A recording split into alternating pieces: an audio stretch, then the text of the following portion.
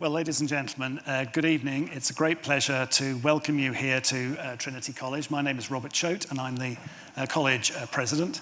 This is the latest in our series of Trinity events, which are opportunities to have conversations, to hear from leading figures in public life, in different areas of public life, and to talk with people within the university, outside the university, inside the college, and outside. And we're very grateful to you all for coming along. We're very honoured this evening to be joined by Dame Melanie Dawes, who is the Chief Executive of Ofcom, the UK's communications regulator. Ofcom has a very wide range of activities. It's charged with protecting consumers and citizens by ensuring good quality of service in broadband and mobile and phone networks. It regulates TV and radio content standards, manages the radio spectrum, and most recently and pertinently to today's discussion, enforcing online safety rules. In an era when the boundary between our physical and digital lives seems to be, well, shifting, if not dissolving, the challenges of monitoring and managing this interface have never been more complex. Public and parliamentary discussion has been particularly intense in terms of how, for example, best to restrict harmful social media use amongst the under-16s, how best to enforce the Online Safety Act, which is a landmark piece of legislation which aims to hold tech companies to account for abusive or dangerous content online. So policymakers and critics alike and commentators are having to grapple with how best to balance different objectives: safety, freedom of information, privacy, innovation, and that's also more of a challenge as AI tools become more powerful and widespread. And Ofcom is having to navigate all of this terrain as an independent regulator at a time when the role of such bodies is frequently contested in terms of their power and influence. Melanie's been at the helm of Ofcom since 2020. I should probably declare the interest at this point, as it happens, taking over from my wife, Sharon. And previously, she had a very distinguished career in different parts of the civil service, including serving as permanent secretary at the Ministry of Housing, Communities and Local Government. There's no one better to guide us through this fascinating, important and much discussed agenda. So Melanie's going to say a few introductory remarks, but very much wanting this to be a conversation and to raise some of the issues, and then we're very happy to explore beyond and take the conversation as people would like to take it. So thank you so much indeed for sparing your time, and wonderful to have you with us. Thank you.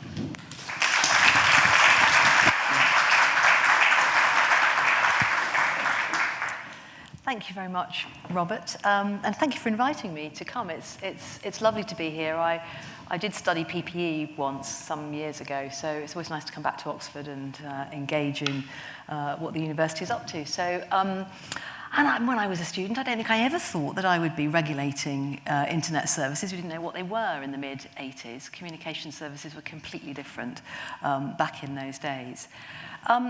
I'm just going to say relatively few words by way of introduction, and then I think we're going to get into a conversation and get some questions going.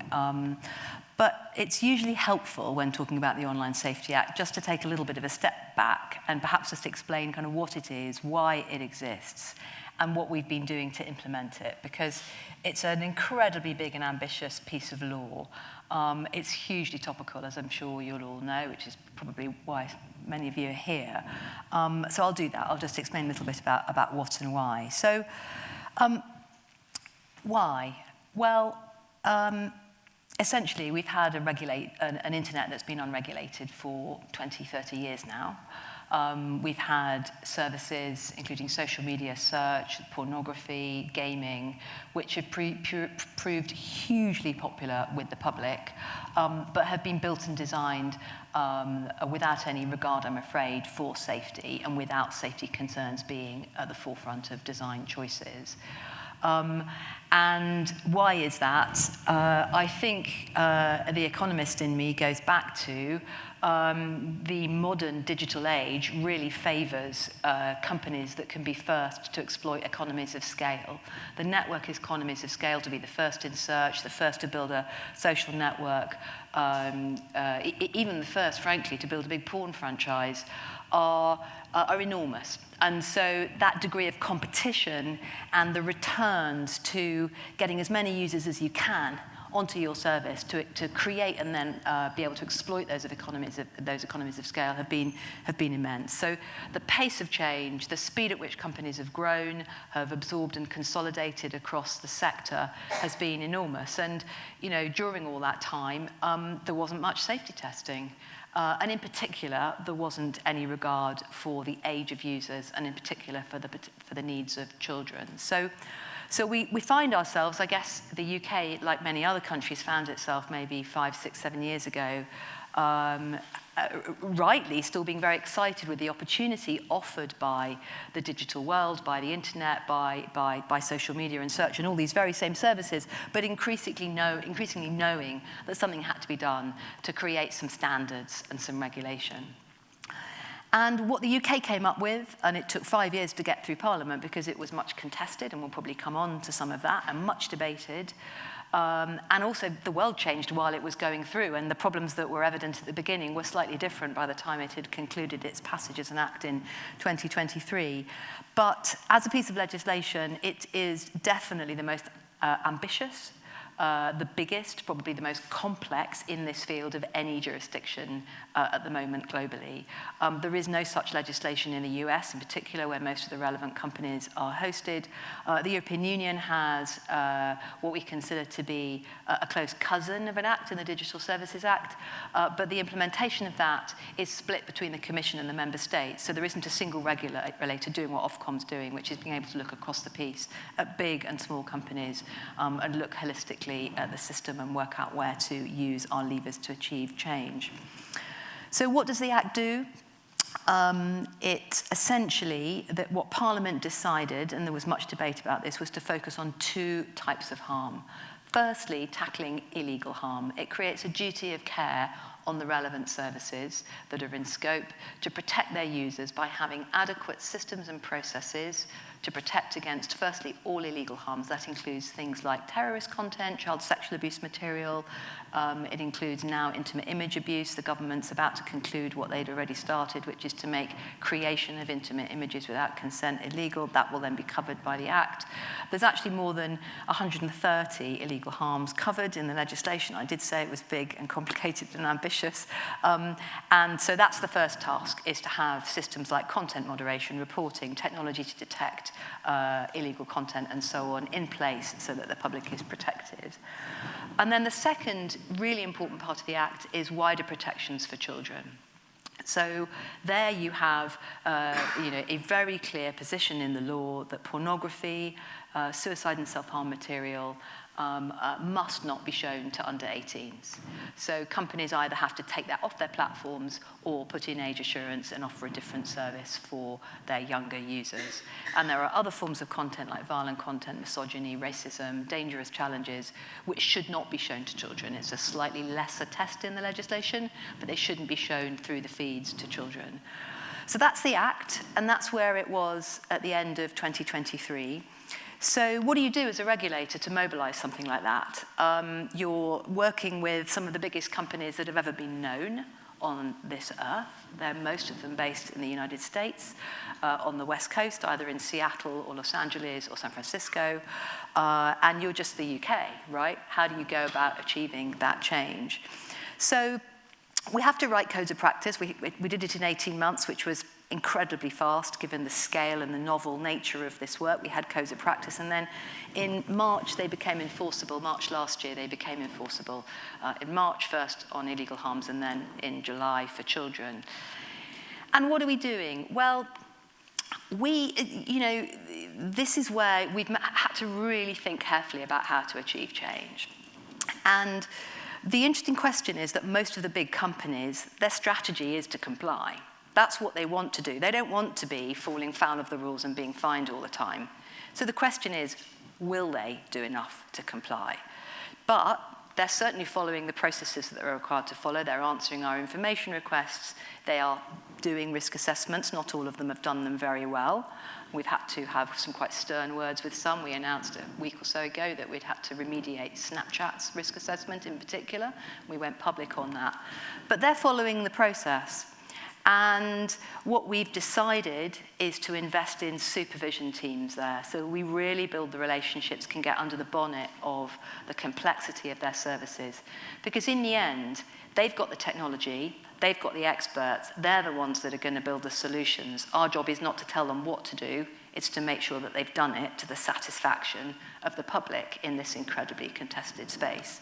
So we have a whole load of work with the biggest platforms, but one of our great challenges is how we make that visible to our political system and to the public, because when you're building confidential and trusted relationships like that, things have to remain behind closed doors. But then, of course, how do we explain what we're doing? But that's one really important stream of work. And then we have a lot of the smaller companies, many of whom also want to comply, but some just don't. And so they are the companies where our enforcement action has been focused immediately, because it was quite straightforward to find process failures very fast. Many of them basically voted with their feet quite quickly, didn't want to engage. And we've opened up nearly 100 investigations into nearly 100 services, most of them small and risky, who haven't engaged, haven't done any of the work that we needed, haven't introduced any of the age checks on pornography, for example. And we've already levied fines, which in the first year of operation is pretty quick. 6 fines on some large and small companies there. So enforcement and supervision, working with the big companies, very much moving quickly to enforce against some of the highly risky but smaller ones that just clearly don't want to engage. That's been a big part of what we've had, that sort of twin track, if you like. So let me just, we should get into questions and discuss all this, but let me just pose a few challenges that we face as we enter 2026. It's been an extremely turbulent few weeks, let me just sort of say. So on Christmas Eve, Grok changed their functionality that allowed an undressing feature on the app, and not to my great surprise, the public used it to create intimate images, and particularly on X, with, of course, that relationship with Grok, that became a massive issue. And in the early days of January, before the real political storm on this began to build, Ofcom began to investigate that with X and with XAI, which owns Grok, and we opened an investigation into X on Monday, the 12th of January. So our year started with our first investigation using the full weight of our enforcement powers into one of the biggest companies in the world. But what we've seen since then is also huge interest in what the Australians did before Christmas, which is to just not try to make social media safer for young people, but to move to a ban for under 16s. And I'm sure you'll all be aware of that. It's still very early days. We speak very closely with our Australian counterparts.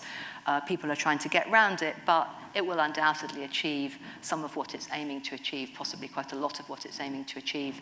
And again, you'll have seen last week in the House of Lords, peers amended another piece of legislation calling for a ban in the UK along similar lines. So as a regulator, the thing that's really challenging about this, but also makes it massively worthwhile and is why we all get out of bed in the morning to do it, is first the huge political salience of this. I mean, out there across the country, families, parents are really, really worried about what social media is doing to their lives, and particularly to their children's lives. And everywhere I go, I hear that. And people talk to me and my colleagues about our work and are enormously interested in a way that I have never experienced in any job I've ever done before. So it's hugely relevant, and everybody is talking about it out there, every school gate. My daughter is now a university student, but anybody who has children, this is what parents are talking about every single day on WhatsApp, in the playground, amongst each other, about what on earth they can do to control what they feel to be uncontrollable and highly dangerous. So we're trying to regulate and achieve change in that context, where there's a very big public debate about whether or not the rules need to go further. The other thing which I think is unique about this regulation is that we're regulating a moving product. So these are services that have always been driven by AI, and so they are being innovated on with the newest forms of AI and without any culture of safety testing. That, as I was saying, it's just simply not been part of the way that these companies have made decisions, and it still really isn't. So we're seeing another race, another acceleration in the race to be first, to build the models that are going to be the ones that we all use in 5, 10, 15 years' time. And that, when you go to California at the moment, you drive along the freeway, particularly in San Francisco, and every single billboard is about AI, every single one. It's still about movies when you go to LA, but it's about AI when you go to San Francisco, and that's all that anyone is talking about. So we're regulating against the context of enormous public concern. We're regulating something that's moving and changing all the time. But I still feel very confident that regulation can make a difference here. We have, in our first year, seen the porn industry introduce age checks for Ofcom in line with British law in a way that they have not done for any other country. And we have 75% of daily visits to porn sites now covered by age checks. We have a long compliance job to do to pin down the non-compliant tail, but the norm has changed. And above all, what has changed is that people now know you can do age checks. They don't compromise privacy. They can be done in a way that's quite seamless. So 2 years ago, people were saying it was impossible. They're not saying that now. They'd rather not be doing it, but the mood has completely changed. The debate has completely changed. We've seen protections come in to protect children. It's now the norm in social media for children's settings to be default private, which is long overdue. It's much harder now for child abusers to find young people than it was. It's still not impossible. It never will be impossible. But there are protections there that weren't there before because of our regulation. And I could go on. There are a number of things that are happening across the industry which are changing in response to the UK and other regulators, but our laws are more comprehensive than anyone else's. I'll finish there and we'll open it up to discussion. This job is, it's extraordinary. It's extremely challenging at the moment, but goodness me, it's worthwhile. And Robert, you and I have talked before about leading public bodies, leading independent public bodies, and you know, there may be people in the room who are thinking about your future careers. Do it. I mean, you know, go into public life, but don't ever be under any illusions about the job being difficult. So I look forward to being now questioned about my important and interesting job, and I'll leave it there.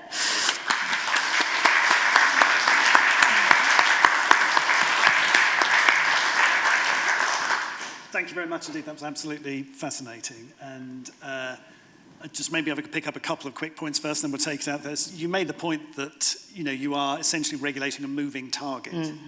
How do you think about that? And as an organisation, are you basically, are you trying to imagine where the target is going to be in 2 or 3 years' time and aiming to sort of be in the right place for that? Mm. Or do you really have to deal with the world as it is now because there's only so much that you can predict or that you can see how quickly that's going? So what's your sort of mental time frame for thinking about how you do the job most effectively? Is it what's going to be the big issue in 2 years, or we're really dealing with what everybody's panicking about now? Yeah, so I think, look, it's unusual to be regulating a moving target like this. Normally regulation works best when you know the nature of the problem and you can go in and be clear about the standards because you've got enough maturity in the industry. So it's an intrinsically difficult regulatory task and legislative task for our parliamentarians to get the rules right. In the end, I think the Online Safety Act has a lot of very good features for this problem, though, because at its heart is a very clear principle of safety by design.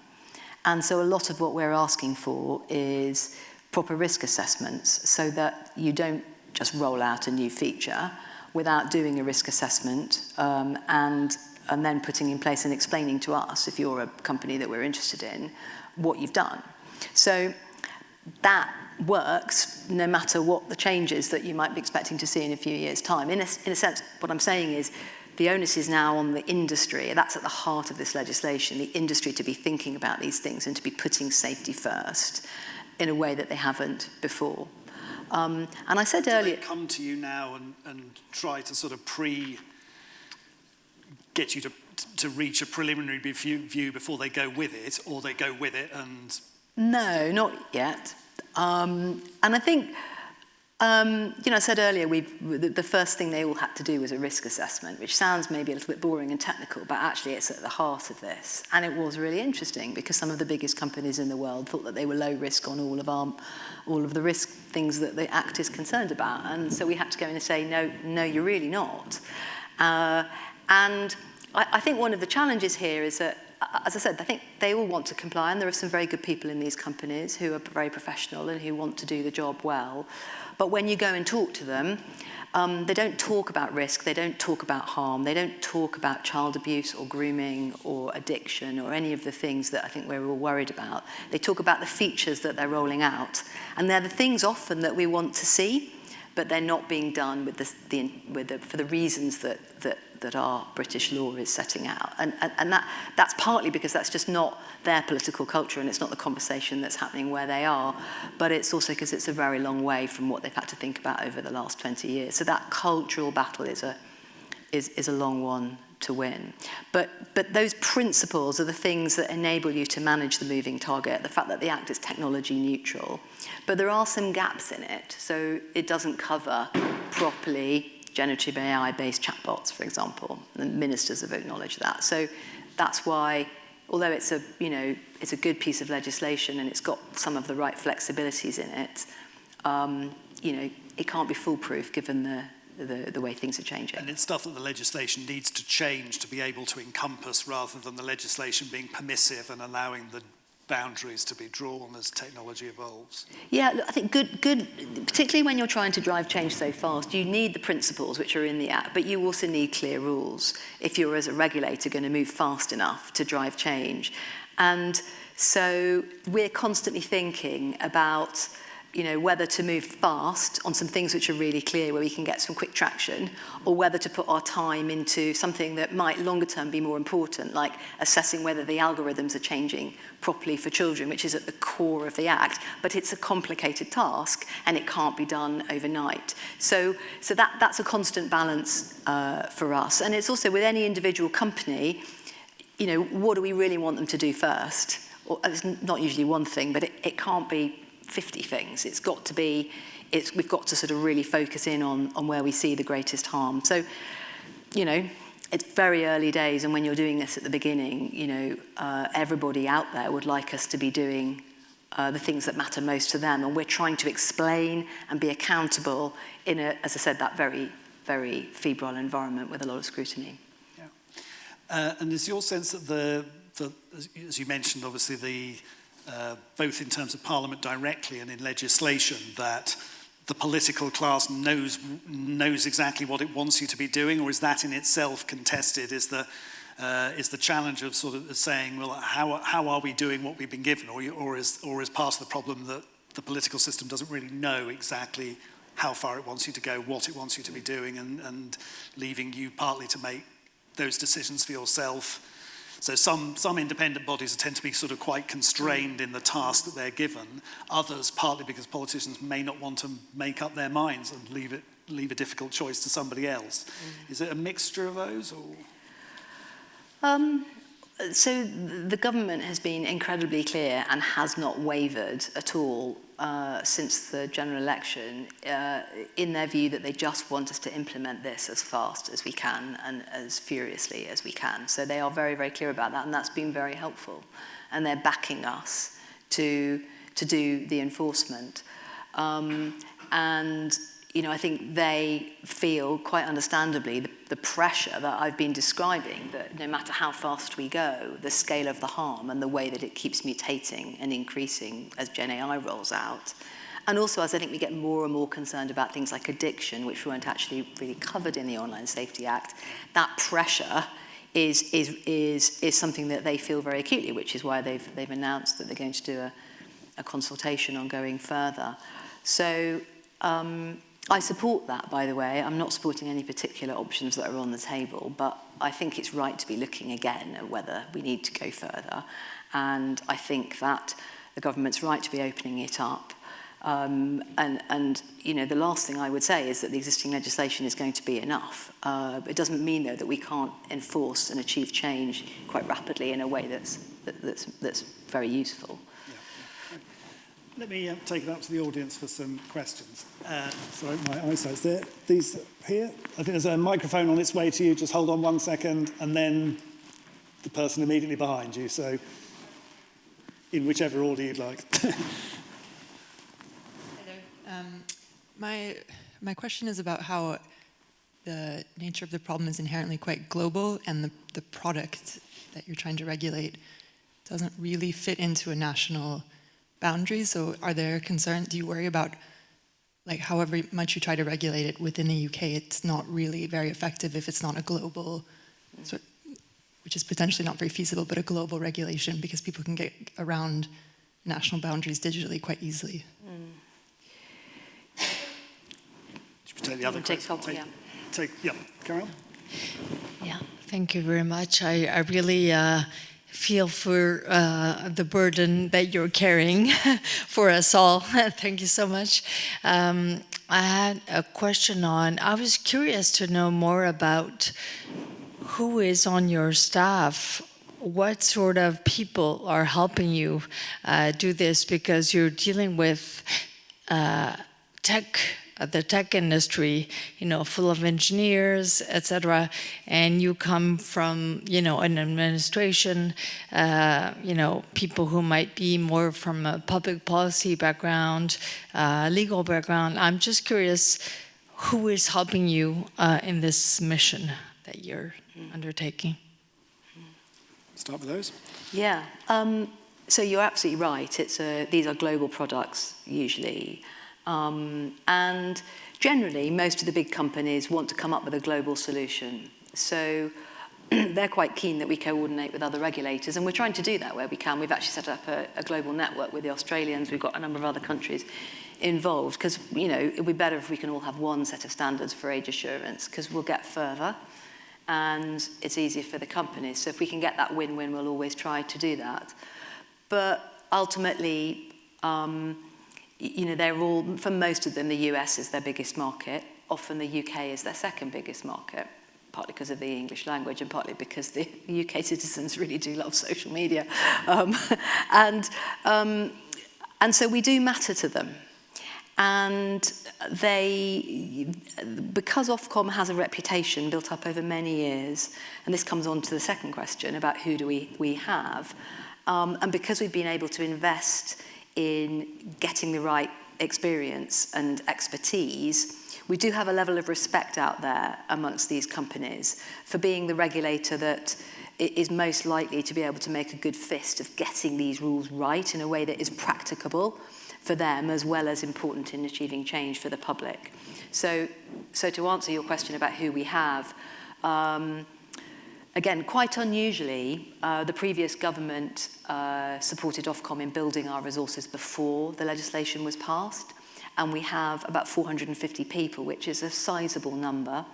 And who do you need? You need people who understand regulation. So some of Ofcom's most talented staff are now working on online safety, who've regulated and achieved change and enforced and done legal and economic advice over many years in different parts of our work. We've brought in people from other regulators who've done it in different contexts. We've brought in people from civil society who understand patterns of child abuse from the enforcement agencies like the National Crime Agency. So very much building a capability from across, if you like, the British public sector and regulatory and charity system. But we've also gone in and tried to find people who've got some experience of industry, who know how decisions are made, who maybe have been working in trust and safety teams, want to come to the regulator to actually have more of an impact. So it's a real blend. It's a very talented overall group of people. But I would also say we cannot do it alone. We'll be announcing later this week a proper formal memorandum of understanding with the Internet Watch Foundation, and that's a good example of which does brilliant work in the field of child abuse. And has done for many years. So our partnerships with organisations like that, with the NSPCC, and globally with multiple other regulators and international organisations are also hugely important. And I hope that over time, again, to pivot back almost to the first question, this is such a new field of regulation. But I hope, and I do believe over time, that we'll have international standards and international standards bodies that make it clearer how these rules can work in a way that's proof, gives you some flexibility when technology changes things, but also establishes what it is that actually, the real test is, does this help parents? Does it help children? Does it help users of social media and search and gaming and so on? And in the US, has this ebbed and flowed? Was there more regulation? There's now less. It's never been there in the same way. Is there an expectation that something might or might not come up? I mean, given the current political environment, because as you say, if the tech companies are going to be particularly focused on what the US, if they move in the direction, comes up with, and presumably there will then be pressure for everybody else to more align themselves with that because it's their biggest market. So there isn't really a regulatory framework in the US, although some states have introduced some laws. There's quite a lot of class action lawsuits in various states. So I think that's sharpening the incentives. It's often the case in the US that it's litigation rather than regulation that achieves change. So we'll see. I think, again, this talk was billed as being about freedom of expression, and I haven't mentioned it yet. So perhaps we should go there. I think there are very important questions raised about regulation in this space, about how you do it, how you set laws that don't constrain freedom of expression, which obviously in a US context with the First Amendment is very front and central in their politics. And my answer to that, but it's a debate you have to have in the US, of people from all sides of the political divide actually, is that actually the big social media companies have been moderating content for many years anyway, and what regulation does is make it transparent and have some clarity about how it's being done and how the edge cases and the borderline cases are being dealt with, so that you don't regulate legal speech when that's not what the intention was. And I would also say that a lot of the harms we're trying to tackle really don't engage questions of freedom of expression, child abuse, intimate image abuse, producing images of people without their consent, undressing apps. There are limits on what we want to protect, and different countries are going to draw the boundary in different ways. But, there is quite a lot of support from many in the US for particularly the work we're doing to protect children. Excuse me. Yes. Next to the microphone and then heading slightly up and back. Hi, my name is Aliénor. I'm at the School of Government down the road. I wanted to ask you, for social media and then for Gen AI chatbots, they were kind of rolled out, they were just put on the market without any sort of prior testing. But there's many other categories of products where we have a regulator that has to approve based on some risk assessments.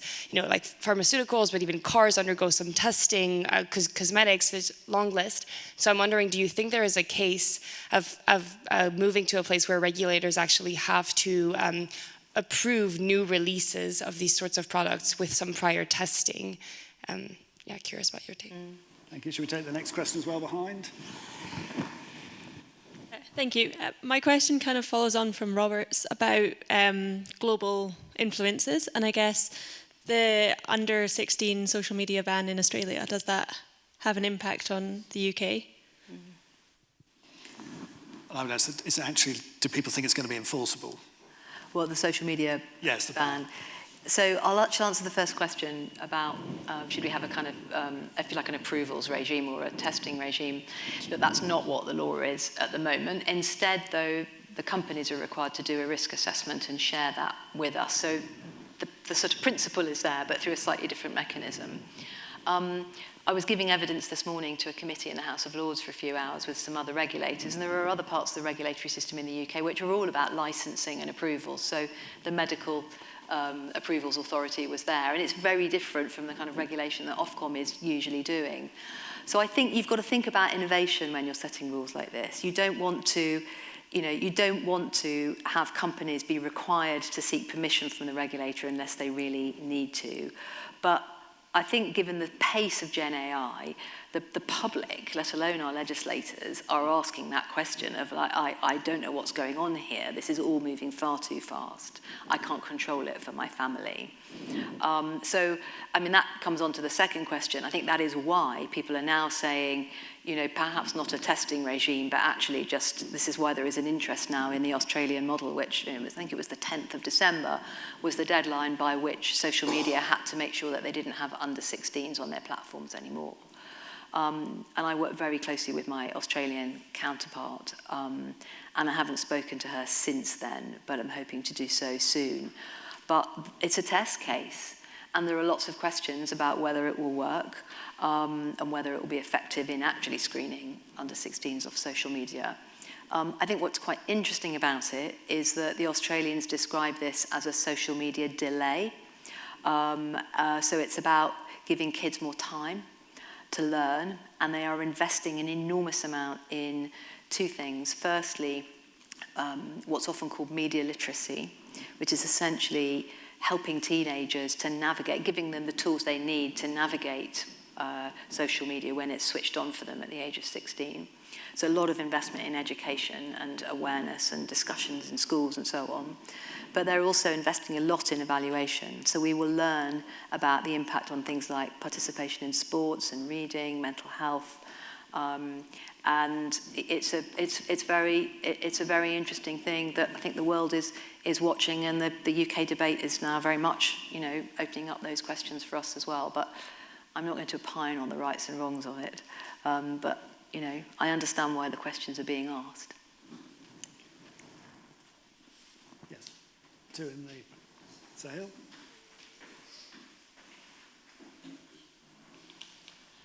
Hi, Melanie. Thank you for coming in. I have a question related to what you said about these being the largest companies that we've ever dealt with in sort of human history. Do you think that Ofcom has had an unfair burden placed on it because of the failure of, say, competition authorities, the Commission, or in the US to break up these companies? Or as you mentioned earlier, do you think that it's going to be a necessary problem that because of network effects, we are always going to have consolidation in this market, and therefore we're always going to be chasing them through regulators like Ofcom? That's a really good question. I guess tangentially related to this, how do you see the potential issue of things like regulatory capture coming into here, where you're actually arguably making it harder for new entrants to actually chip away at these massive San Francisco firms, and things like open weight language models, for example? Would they be regulated then limited in some way? Yeah, so is this partly a failure of competition authorities? I don't know whether, if there had been more action, you know, I think we can all think of examples along the way where some of the large companies were, you know, not stopped from buying competitors. But had there been more action from competition authorities, would we still have a very consolidated industry because of the network economies of scale? Probably, I think. But I don't know. I think it's a good question for someone to explore. I mean, and I mean, I slightly turn to Robert here. I think there's a question for macroeconomics and for the way that our economies, particularly in Europe, develop over the next 20, 30, 40 years, you know, anyway. So if you just think about it through the lens of productivity, you've got 5 or 6 giant companies in the west of the United States. This is before you even think about China. They're controlling an awful lot of where money is going for investment at the moment into data centers and AI development. So they're controlling one of the major contributors to productivity. Some would argue, I mean, I'm not opining, but some would argue that they're affecting labor supply because of the impact on mental health. And I think it's probably unarguable that they are determining the future of one of the major contributions to total factor productivity because of their dominance in Gen AI. So wherever you look on productivity, the big tech giants are there. And for Europe, let alone the UK, we are dependent on them in a way that I think is quite new. Discuss. It certainly feels to me like we haven't seen anything quite like that before. And look, the answer is not to shut the doors to them, clearly, and I don't think the public would be very pleased if we did that, because the services they provide, whether it's WhatsApp or Insta or Google or whatever, I mean, we all need them. Microsoft, Amazon. So we've got to find ways of working with that different model of industrial consolidation and intensity than we've had before. It's almost a form of kind of economic diplomacy alongside political diplomacy that's going to be needed in the years ahead. And then the second question was, remind me, about regulatory capture.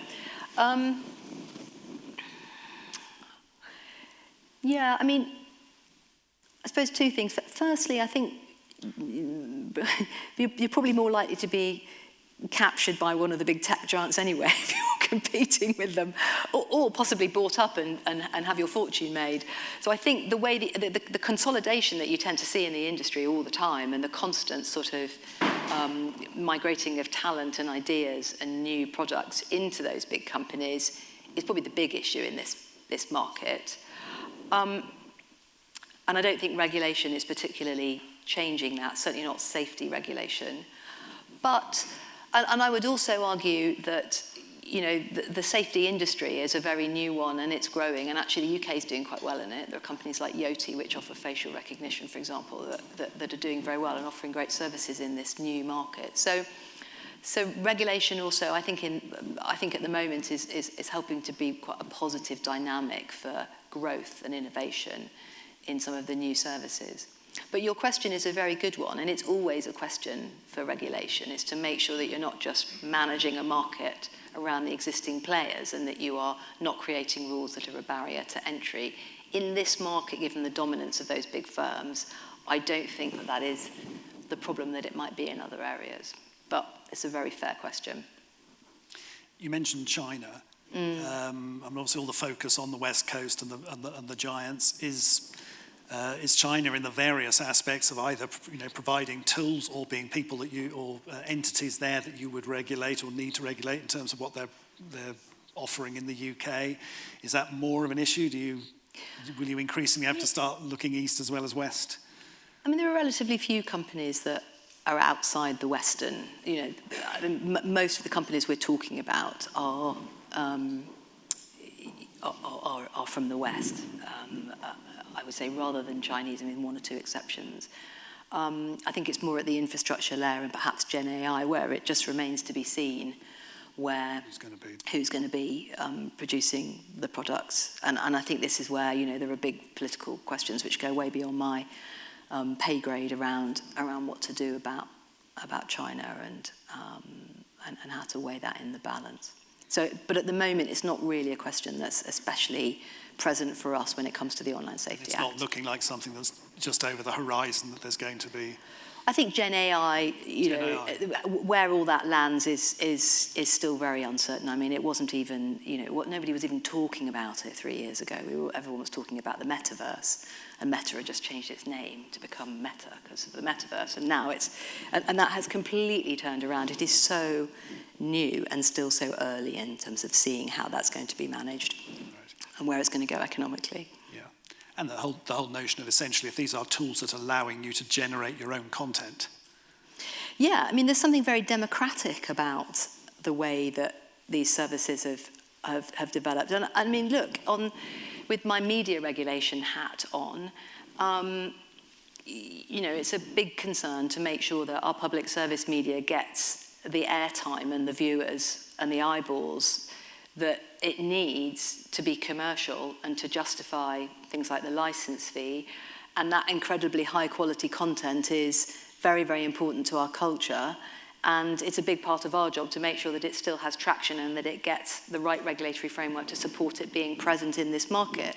But at the same time, there are people who are creating content incredibly cheaply, putting it on YouTube and getting a really big audience and making a living. So, and it's great stuff. So and actually audiences and viewers love it and are getting access to information that they didn't have before. So there is something very exciting about what has been going on and what is continuing to go on. It's just that, it also comes with obvious risks that we don't have a track record as a society of having managed successfully over the last 20 years. Yes, and there's a variant of the who then is responsible for the content. Is it the person who's generated it or the people whose tools have allowed it to be generated in some sense? Yeah, absolutely. And, well, I mean, so the Online Safety Act says that you need to have systems and processes in place to make sure that, you know, that any content that's illegal or falls foul of the protection of children rules,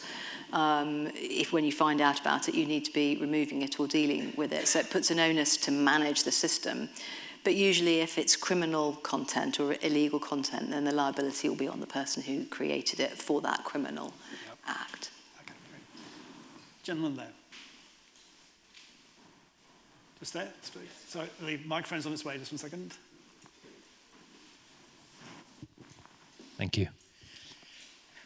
Following up probably on the question there, with the insight that most of these companies and these services are not provided geographically from the United Kingdom, where do different legal jurisdictions create a problem, particularly with the enforcement of regulation? So if you're going to fine a company that's based in California, the servers may not be in the United Kingdom. What sort of jurisdiction do you have? And a company like Meta, with the UK as its second biggest market, might want to cooperate, but there must be many small players in farther flung jurisdictions who don't. And how does enforcement work in those cases? Is there a question up there as well?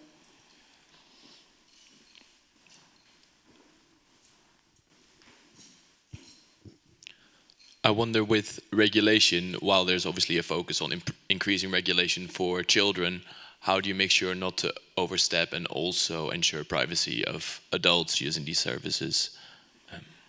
To keep the internet also free to a certain extent.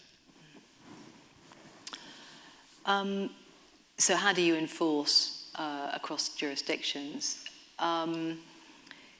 Look, the law is very clear that if you're offering your service to the British public, then you need to follow UK law, and we can enforce against that in the British courts. Now, there are some who would contest that. We actually have one legal challenge against us on it already, coming from the US, in essence challenging our Parliament's right to say what services should be offered to the British public. So, as you can imagine, we're contesting that quite actively at the moment.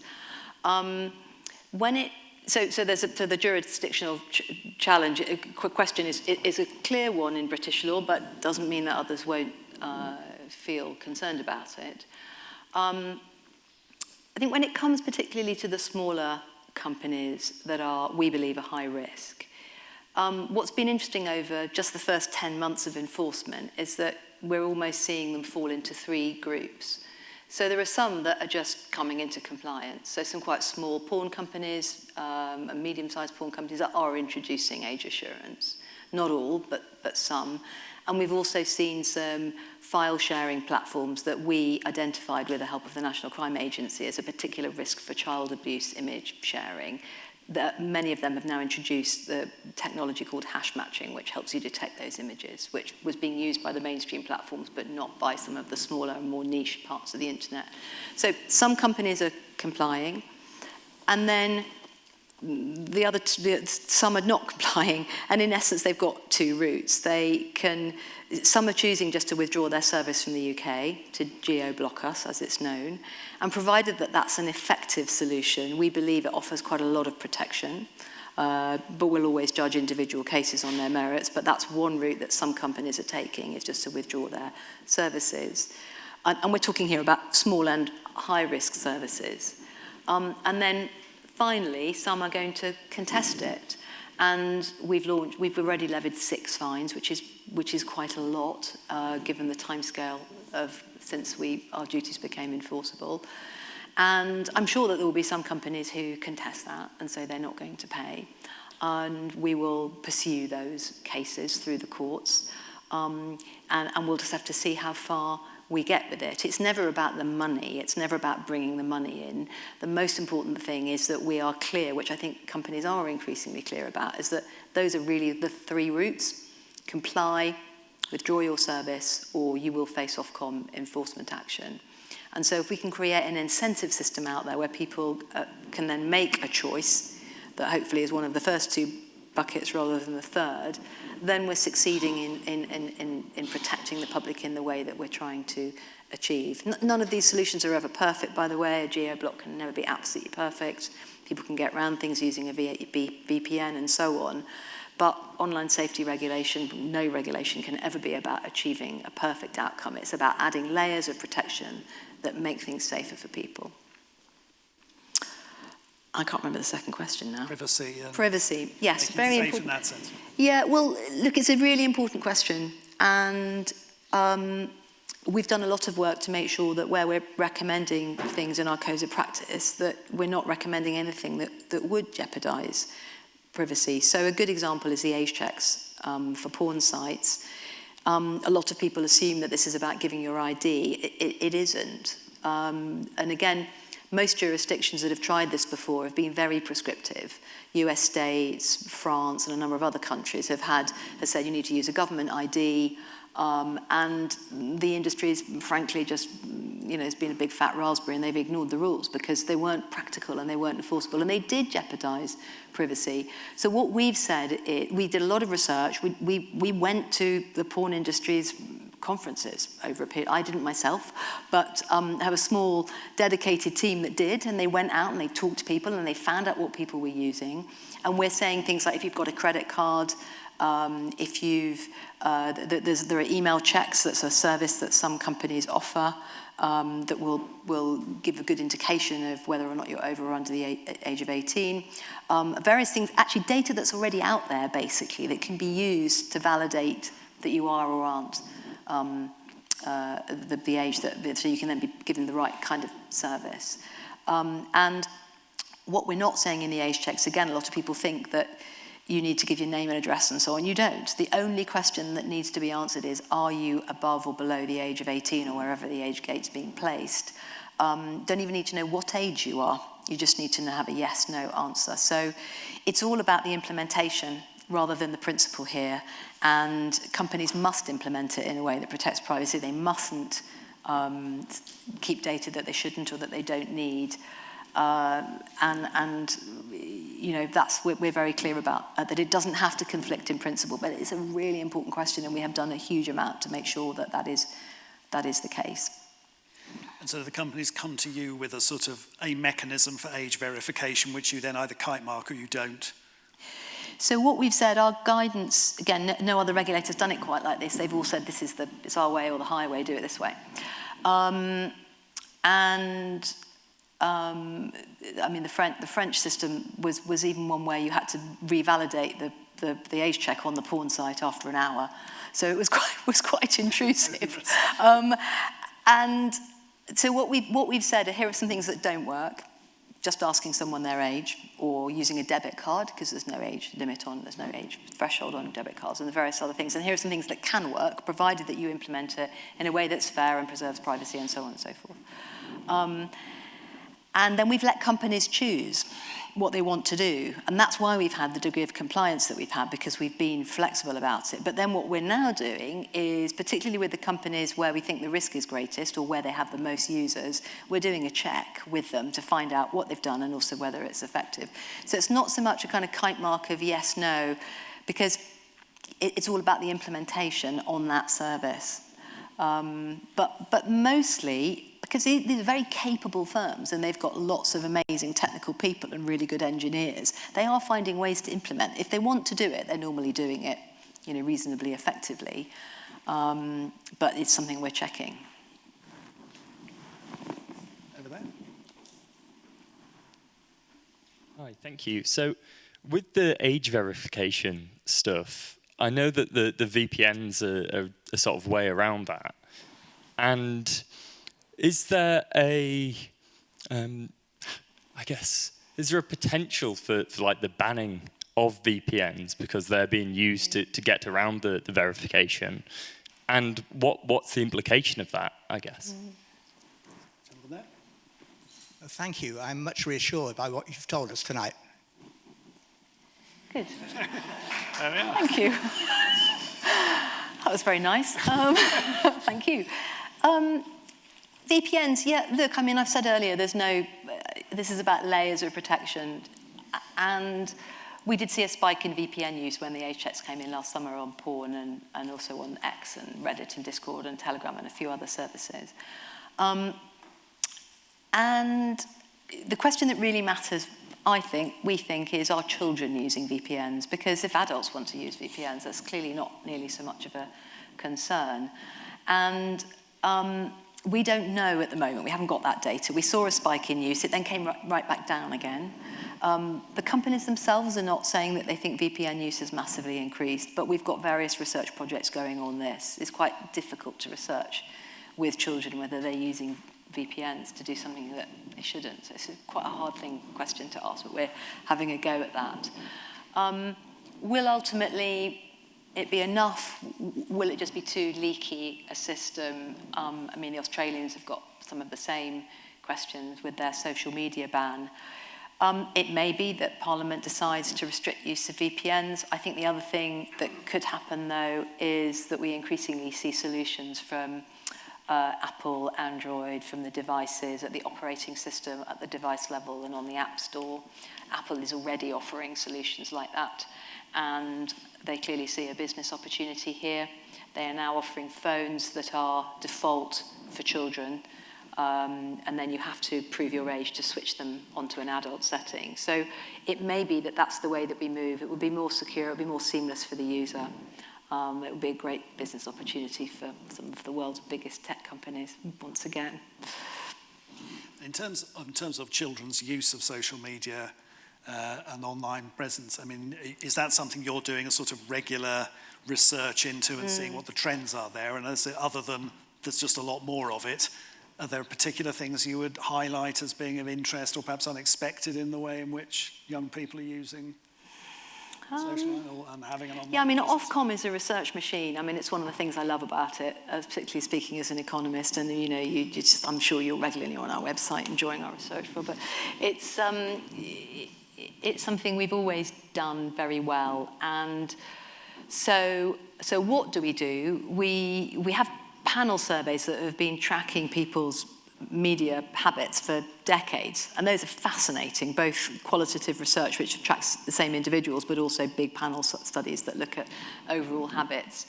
And we've expanded all that with the Online Safety Act so that we can dig deeper into some of what's relevant there. So you'll see us publishing all that, and that May is going to be our big drop of the first research that will show whether anything's changing since the Act came into force. What are the interesting trends? I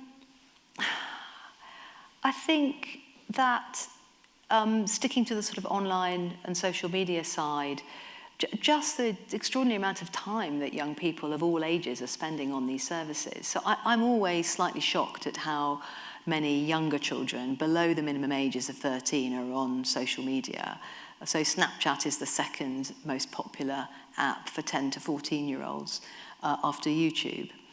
And but their minimum age is 13. So I think there's quite a bit to do to strengthen the requirements to enforce minimum ages on the Online Safety Act, which isn't as clear as I think it probably should be in the existing legislation. But this is why I think parents are so worried, and it's because these services are available to really quite young children.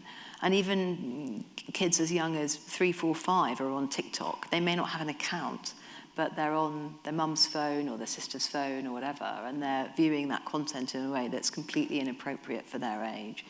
So our research consistently has been showing this for a number of years, and it's, you know, this is the context that we're in. I don't think you can make those services safe for primary school age children, and that's not actually the company's intent. So we need to do more on that.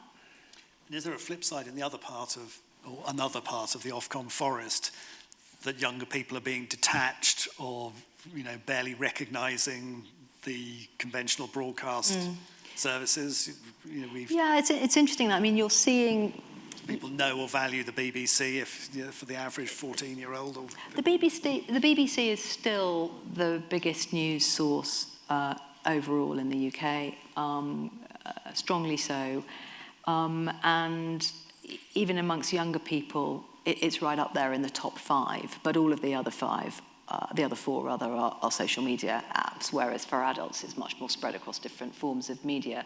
So there's a huge shift. I think, again, the trend I would draw out that is quite striking over the last 2 to 3 years is actually YouTube. So YouTube now is increasingly the way that people are watching telly, watching long and short form video in the home. They're turning their TV. People have the TV, family TV on in the background, and it's YouTube that's there rather than the linear or even catch-up streamer, traditional broadcasts. And we've flagged that in our latest review of public service media is quite an important question, because if ITV, Channel 4, the BBC aren't on there, then they're not going to be seen, and they're not going to have the prominence that they need to keep cutting through into our culture and our society. And they've all done deals with YouTube, and the BBC announced one a few weeks ago, actually, but we've opened up the question of whether there should be a regulatory framework around that to guarantee it a bit more. To guarantee them access? Yeah, YouTube is the obvious one, and their business strategy is very much to be TV-like. And to move into that, say, the big screen, as opposed to the phone or the tablet. And so we think that's particularly relevant. There are some who would say we also need to be thinking about prominence, as it's known in the trade, for public service media on social media as well. I think that's a slightly more difficult question. Finding it when you're scrolling down the list of channels, you find it social media. So we're just implementing, and indeed you've just consulted on some new provisions in law which will require smart TVs to have BBC, ITV, Channel 4 and the various Scottish and Welsh channels as well, Channel 5, on the front page. So when you're looking at your tiles on your smart TV, they'll be up there, which mirrors the old system where BBC 1, BBC 2, ITV with Channel 3 and so on, which always gave prominence to those broadcasters. It was a regulatory leg up, if you like, that they had. And in return, they did things like regional news and agreed to quotas on their TV production in the regions and nations of the UK and things like that. So we got public service goods in return for a regulatory deal. And it's about how do you keep that deal still relevant in the modern world of the streamers, of YouTube, of the smart TV. It's an eternally moving kind of landscape to be thinking about that in. Yes. And then right up at the back.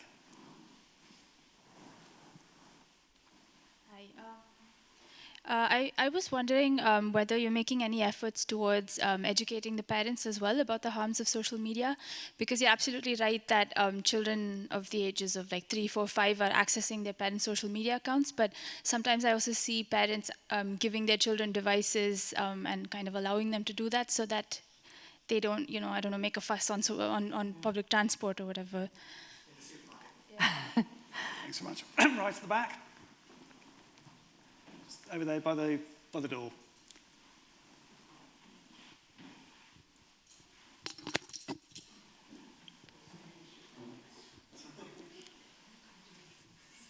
Hi, Melanie.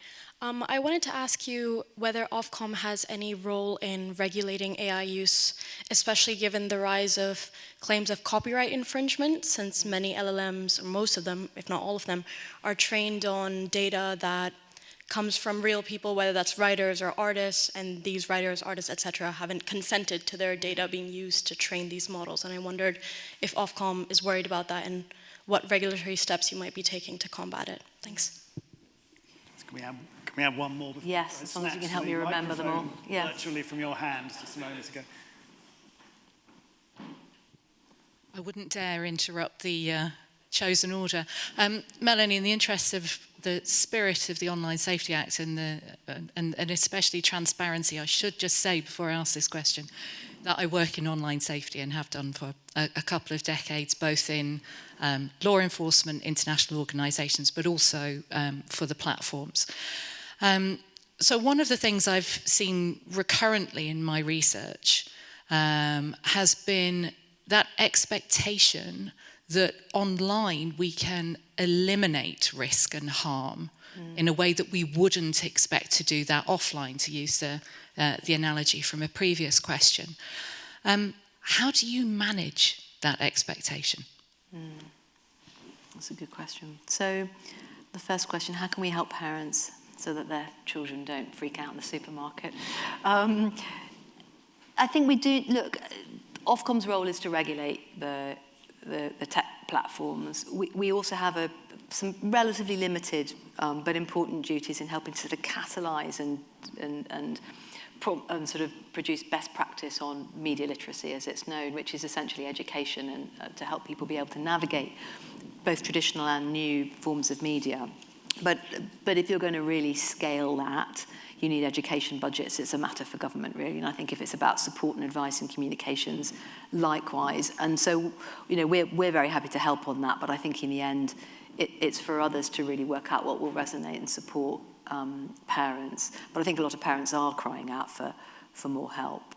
And there is usually more there on their child's device than they realise, but it's not always easy in the moment. So what was the second question? Just to remind me. Can you... the third... Copyright infringement, exactly. My apologies. It's just keeping the question in my mind for long enough. Well, I mean, look, this is not an Ofcom responsibility. It's a really big question, this, and very contested as to whether monetization should go and whether there should be, rules around that to make sure that people who've created artistic or creative or news or other content or academic content, that they don't have that kind of used without their consent in a way that isn't fair. It's a really big question. It's not one we are actively involved in, but it's a very it's quite a close set of issues. I think what we're seeing though with generative AI is that the traditional advertising model online is being disrupted.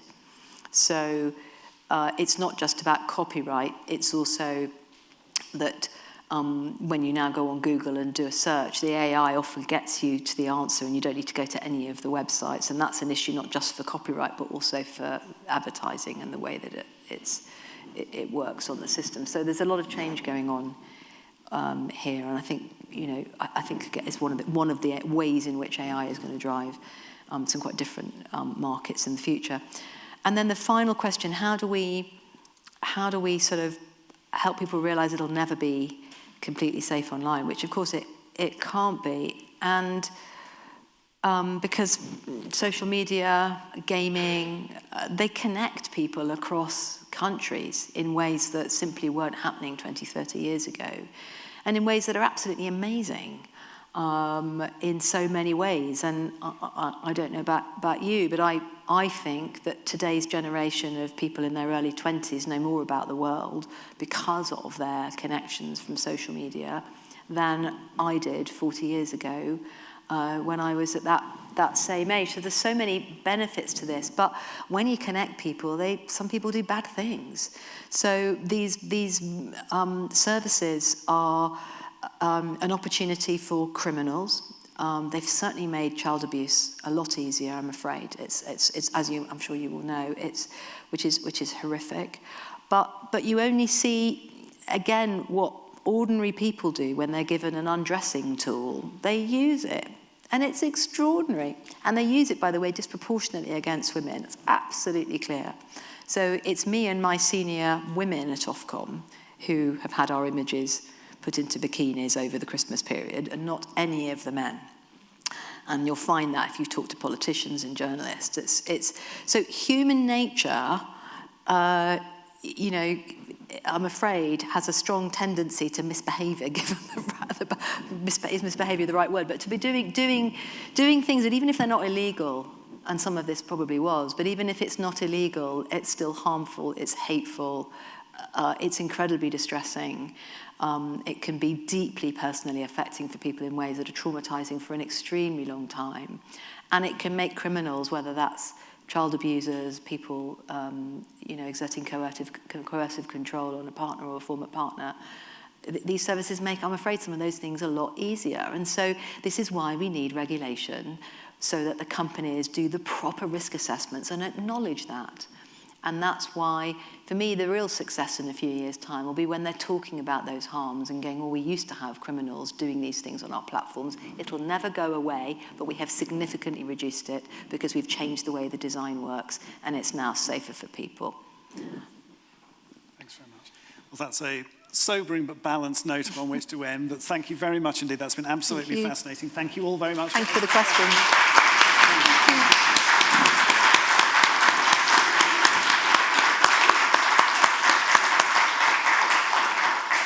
And I hope very much we will see you at another Trinity event before too long. But thank you all very much indeed for coming, and have a safe journey home.